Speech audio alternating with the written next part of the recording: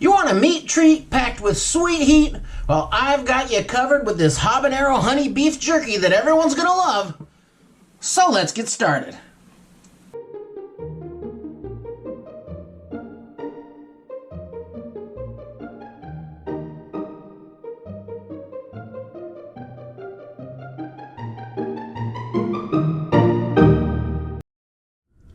Let's put together the marinade for this jerky, and I'm gonna start with 1.5 cups of Worcestershire sauce and 1/2 cup of soy sauce, and those are gonna give us kind of a strong umami base that's gonna boost the meaty flavor of this jerky.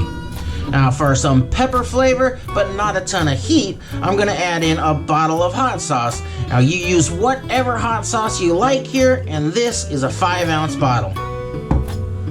For my sweet, I'm going with honey today, and I want this to be kind of a sweeter jerky, so I'm gonna use 1 full bear of honey, and that's a 12-ounce bear. This time, I'm gonna be drying this in the dehydrator rather than cooking it in a smoker, so for that smoky flavor, I'm gonna add in a tablespoon of liquid smoke. I've got 1 tablespoon of garlic powder, 1 tablespoon of onion powder, and for my heat, I'm going with habanero peppers today. Now these are some pretty big girls, so I'm gonna start with 8 of them and see how that goes.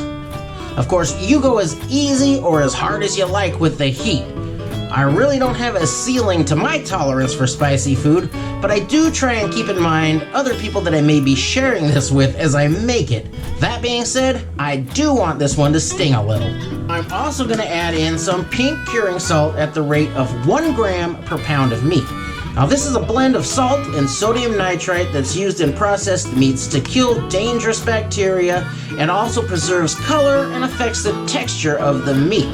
Now, a lot of times down in the comments, some of y'all like to give me the business about using the cure, and for jerky, it absolutely is optional. But let me tell you, if you're buying bacon or sausage or cold cuts or hot dogs or any kind of processed meat in the US, this is in there. Even those that are labeled as uncured are using some pretty devious labeling practices to create the illusion that it's not in there. But believe me, it's in there because around here, that's the law.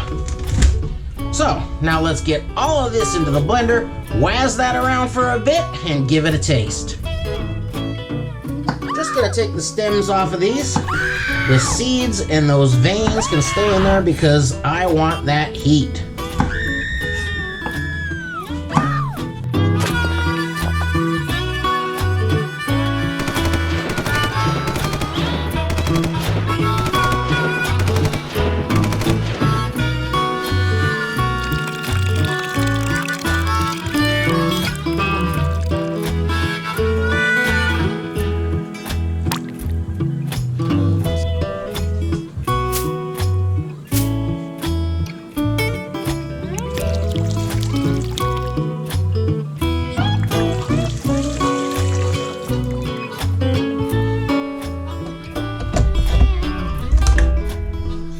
Be really careful with this, guys. You do not want to get any of this in your eyes. Probably not even on your skin. Now, let's give that a little taste.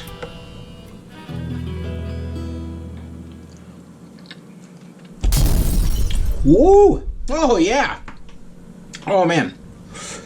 That has got some serious heat. But not all of that heat is going to transfer to the finished jerky, so I want to start high. Oh, man. Now, you'll notice that I haven't added in the cure yet, and that's because I need to weigh the meat to know how much cure to add. So let's put this aside and slice up some meat. I'm using beef today, and this is top round steak, also known as London broil. And this is a nice cut for jerky because it's pretty lean. The leaner the better with jerky because any fat that's left in the meat will go rancid sooner than the lean protein and shorten the shelf life of the jerky. And that's also why wild game, which is nearly all extremely lean, makes some of the very best jerky.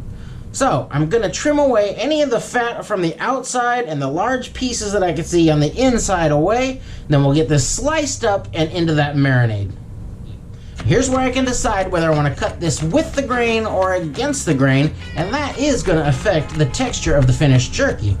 If I cut that with the grain, it's gonna give you kind of a chewier jerky. You're gonna have to tear a bit apart with your teeth. You're gonna gnaw on that a little bit longer. And if you cut it against the grain, it's gonna come apart a little easier on the bite. So, are you in for the long chew or are you in for the economical chew? Well, call me what you like, but I am gonna cut this against the grain for a little more chewable jerky.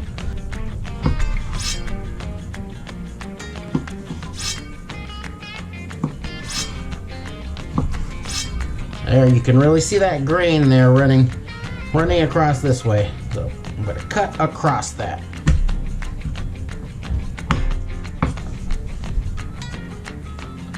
I like my jerky kind of thick, so I'm gonna cut these into around 1/4-inch slices.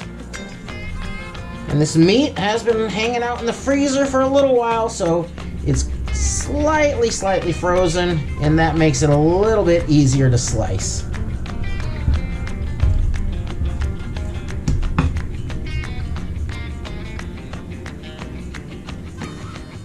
Now I need to weigh the meat to determine how much of the cure to put in. Like I said, with jerky, this is 100% optional. There are some sausages that I make that I would absolutely never try to make without using the cure, but with jerky, it's really up to you. I like what it does for the color and the texture of the jerky, but if you leave it out, you're gonna have really great jerky just the same. As a matter of fact, I'm gonna set some of this aside and I'll marinate this without using any cure, and that way I can just show you the difference. So before I add the cure to the marinade, I'll put a little of this marinade in my uncured jerky here. Just want to put enough to get it really coated really well. And I'll mix that together really good. Ooh, that spice coming off of there smells awesome.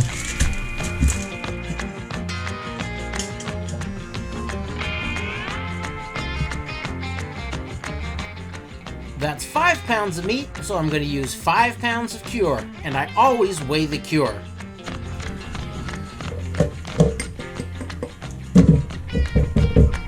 Now I'll just spin that around real quick to get that cure dissolved.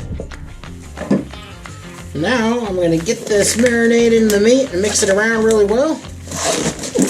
And I want to do my very best not to get any of it on me, so glove up, seriously. I'll fool around with jalapenos all day, but these habaneros are another story, and I don't want to get any of this stuff on me. Just make sure every strip of that gets nice and coated with that marinade.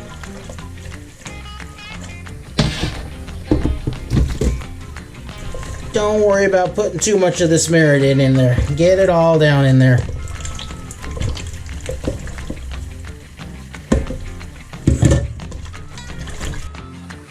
Now we'll cover that up, and this will go out into the refrigerator marinate for at least a day, but I really like 2 days to let that cure get in there and work its magic on the meat.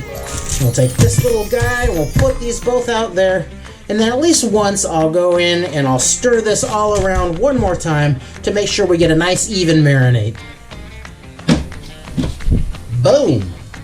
Now, my meat strips are all nice and marinated and ready to start drying. And the first step in getting these dried is going to be to pat off any of that excess marinade. So, I'm just going to lay these out in one nice layer on some paper towels, and then I'll pat the excess marinade off of them.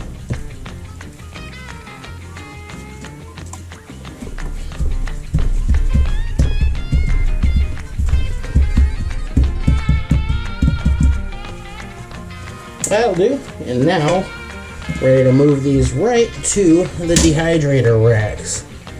And I do like to use a dehydrator with my jerky. Of course, you can use a smoker. In fact, up until a couple of years ago, I did all of my jerky in the smoker. But since I've started using the dehydrator, I really like the kind of dehydrated and dried texture that I get, as opposed to the kind of cooked and smoked texture that you get out of the smoker. I pulled some of that already patted dry jerky meat aside because I want to make a portion of this extra sweet and spicy. And I'm going to do that by adding in a little bit of this hot honey. If you don't have hot honey, just use some regular honey and a little cayenne pepper, and you'll get about the same result. I don't want to add a whole bunch of this or it's just going to make a big sticky mess. So just a teaspoon or 2 per pound of meat, and that'll just give it a little top coat to tickle the taste buds.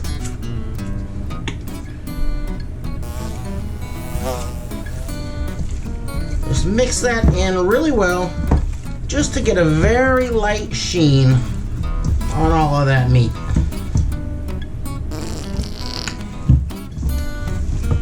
So let's take a look at the difference between this uncured jerky and the cured jerky before we even get these into the dehydrator. And right away you're going to notice a difference in the color. That's because of the preservative quality of the cure, that this jerky has stayed much redder than this jerky. And you can't see it, but if I feel these, you can feel that this has broken down a little bit more, and that's going to make this a little bit more tender. Get these down into the dehydrator, and I've got that set at 150 degrees Fahrenheit today, and I'll set the timer for 12 hours. These are pretty thick cuts of jerky. The thinner ones are probably going to be finished around 8 hours, but a lot of them are going to take between 10 and 12, so I'll start peeking in there around 8, pulling the ones that are ready to go, and then just keep checking on them until they're all finished.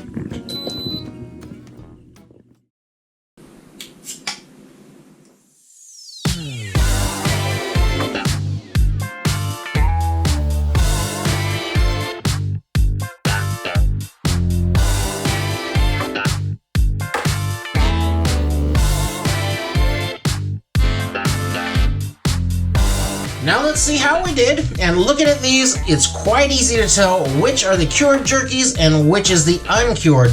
These two on the outside have a much redder color than this dark brown one here in the middle, and that one there is the uncured. So now let's give these a taste and see how we did. First up, I got the cured habanero honey without the extra honey glaze.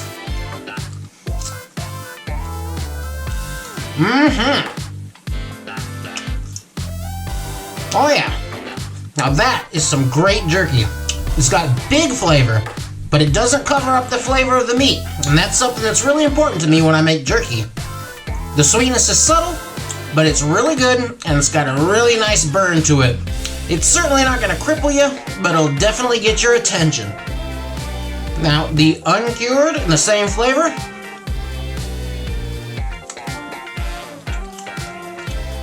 Alright, that is going to have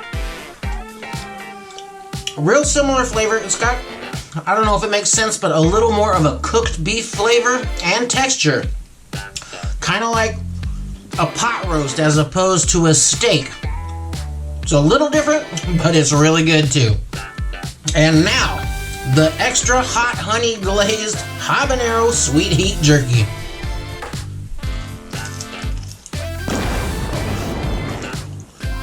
Oh yeah! Ah. That one is pure gold. Truly worthy of the sweet heat name. It's got great honey flavor and a really good burn from the habaneros and that hot honey. That one's gonna burn some people down, but it hits me just right. Oh yeah. And they're all cooked just right. What I look for is when I break up in a piece of jerky, I want to see those nice white fibers in there.